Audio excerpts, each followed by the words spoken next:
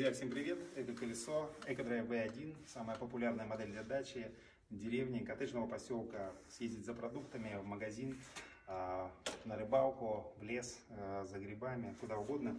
Выдерживает нагрузку 200 килограмм. Сзади можно посадить пассажира. Вот, можно даже ездить ночью. Смотрите, сейчас включу фару. Соответственно, есть поворотники. Сзади мигают, видно, есть сигнал, вот 4 скорости и зеркала заднего вида, сигнализация, все необходимое, в общем, для комфортной езды.